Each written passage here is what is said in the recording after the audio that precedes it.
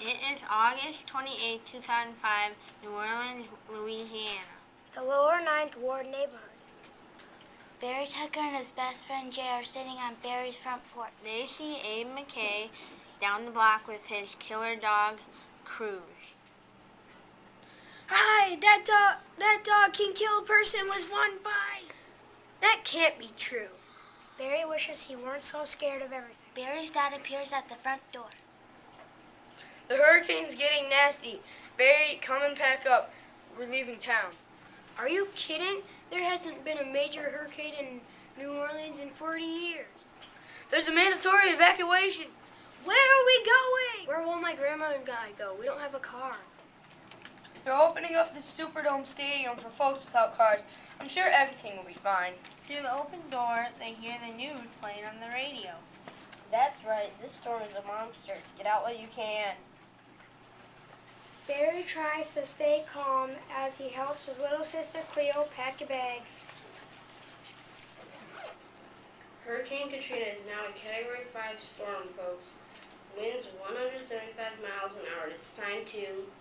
Okay, we heard you. We're leaving. Suddenly, Cleo starts wailing and throws up on the floor. Barry's mom wipes Cleo's face. This girl is burning up. We can't drive all the way to Houston with a sick child, and they won't let her in the dome. Dad turns on the TV.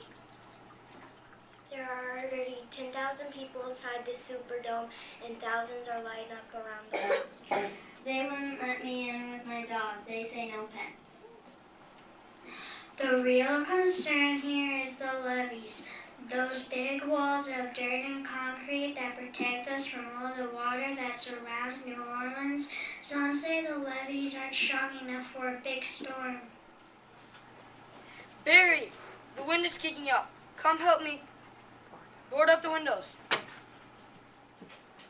As afternoon turns to evening, the wind begins to moan and then howl. Rain starts to pound down on the roof.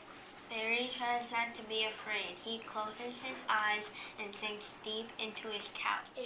A strange whooshing sound jolts Barry awake. He stands up as the front door flies open. A wave of water sweeps into the house, knocking Barry off his feet. Dad! I'm coming. Grab my hand. Dad splashes through the water, pulling Barry toward the staircase. We need to get on the roof. How? Through the attic. Come on. Dad pulls open the hatch and they climb the rickety stairs to the tiny dark space. Dad locates an axe in a dark corner. He smashes the blade in the ceiling again and again to make a big hole. The wind screams and the water pours in. I'll go first. Barry, you come next. Barry gasps when he sticks his head out into the storm. The rain comes down hard, stinging his face like a million bees. Stay down on your stomach. Cleo, you're next. Cleo climbs up, but the wind knocks her forward.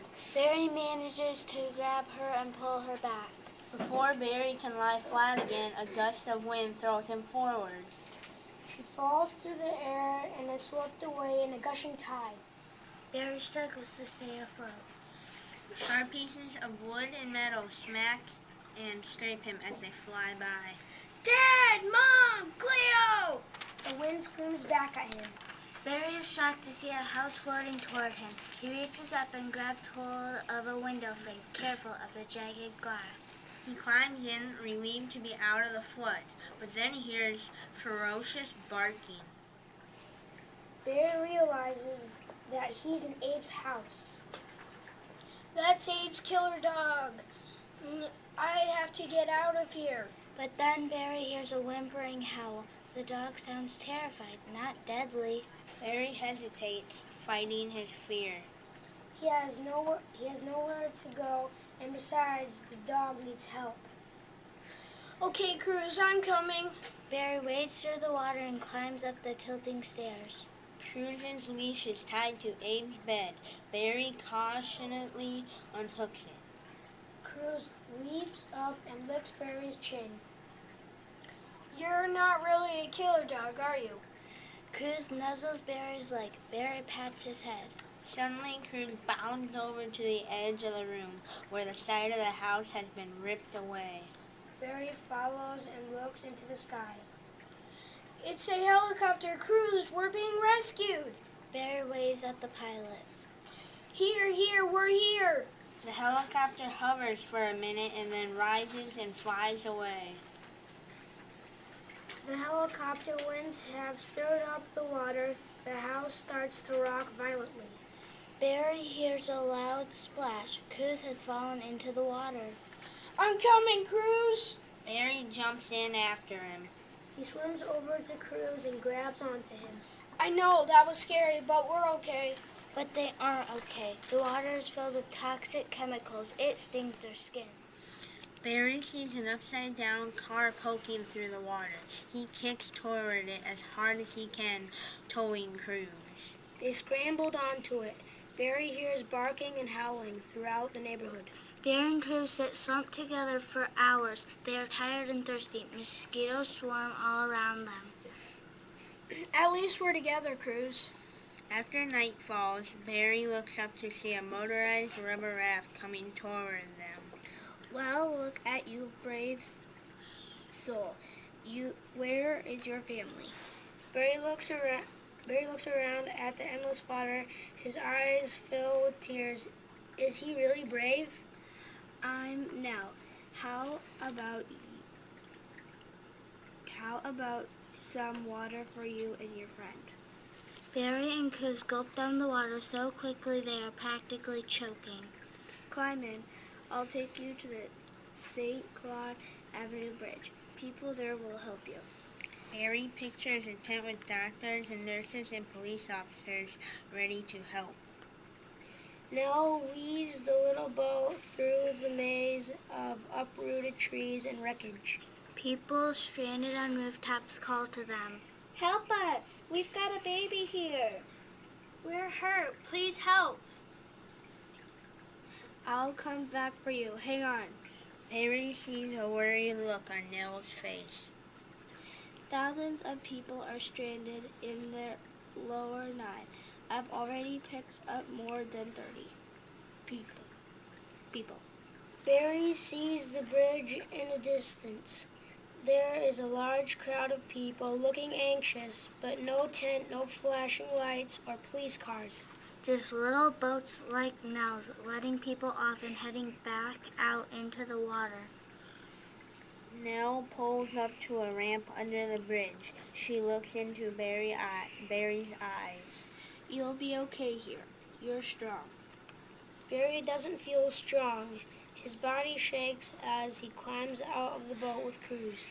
He wonders what happened to his family. Suddenly he hears a familiar voice. Barry! Barry! Dad, Mom, and Cleo run to Barry and throw their arms around him. Barry holds on to them tightly. A month later, Barry and his family are in their new apartment in New York City. People are always asking me about Hurricane Katrina. It's like I'm a superhero or something. You are mighty brave, honey. Let's remember how lucky we are. If I hadn't been offered a teaching job here, we'd be homeless like thousands of our neighbors. I know, but I miss Jay and all of my friends. You gained a new one.